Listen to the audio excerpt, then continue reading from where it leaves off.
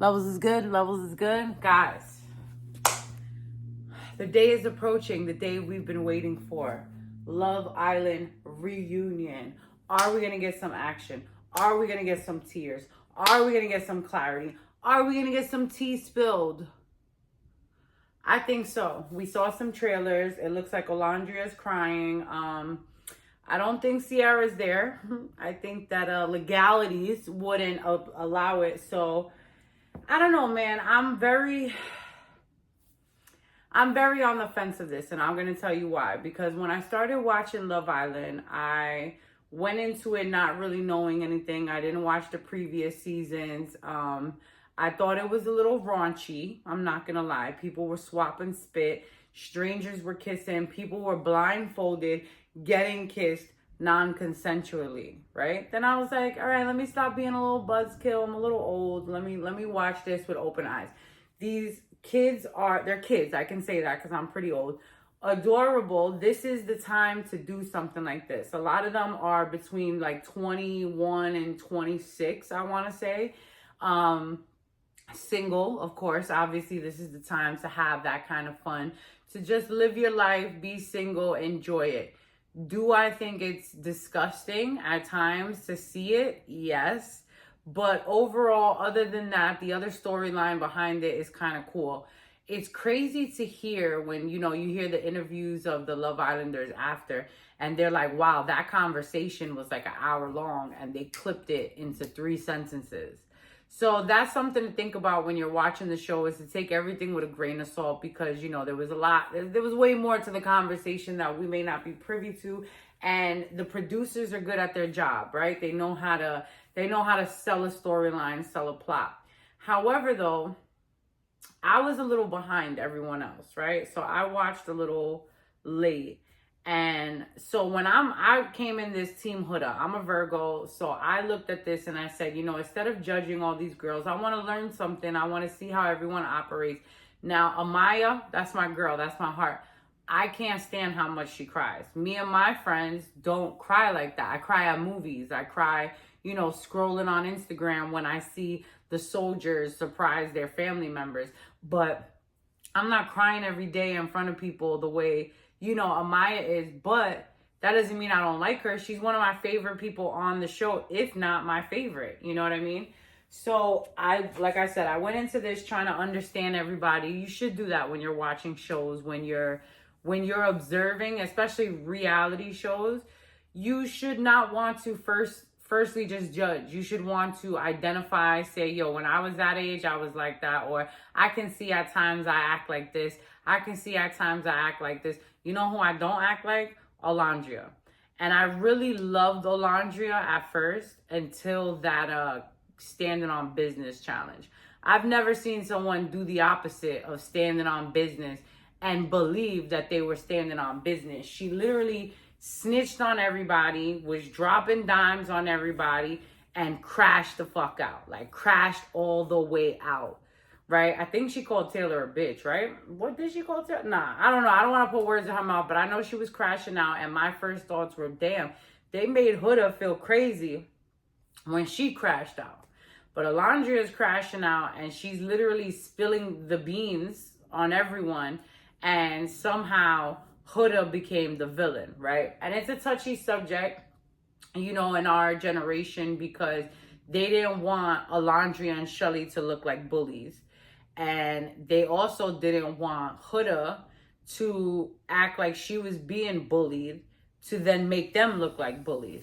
But I don't know why nobody called Shelly out. Like, what the hell? What the hell, Shelly? Shelly was at that heart rate challenge really upset. And I was confused. I was confused because beforehand I was like, oh, I'm going to watch it. Like, what did Huda do? What did she overly do on Ace? And you know what I saw?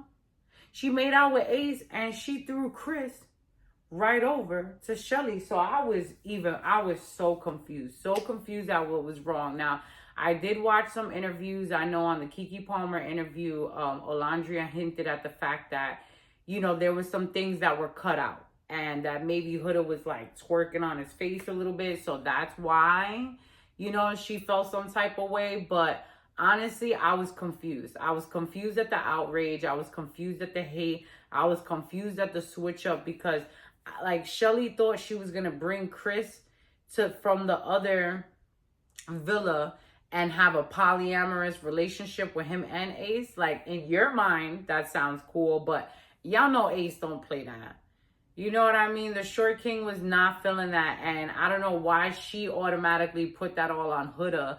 Like if there was a chance in her mind that she could have both of these guys. I thought it was wild how quick like they took Sierra out the picture and then Nick just hopped right back onto Alondria. I feel like that was kind of fake for both of them because I get it. Like you both want to stay on the show. Nobody wants to go home. But these press runs that we're seeing now, like they're full-blown couple, I would have believed it if it wasn't for the scene after they kissed. After they kissed, Nick was real quick to be like, you know what? I don't like this. We kissed and I don't like it. And Alondria was all with it. Like, you're right. Me either. I don't felt like she wanted to agree with that. I think that's just something you do at that moment. But I feel like it's just crazy how all of a sudden, as soon as Sierra left, the switch up happened again. And I just kind of feel like it was not genuine on Nick's behalf because I feel like, you know, he wants to be with Sierra, but he can't because he's not going to get the deals. He's not going to be liked. He's not going to get endorsed. So it's like, do you not like Sierra because of what she said? Do you care about the comment that she said? Or do you care about your image and, you know, because of her comment, you can't be with her? Because that's phony. You know what I'm saying? If Nick was saying, yo, I don't like that comment didn't bother me. I love her. I want to be with her.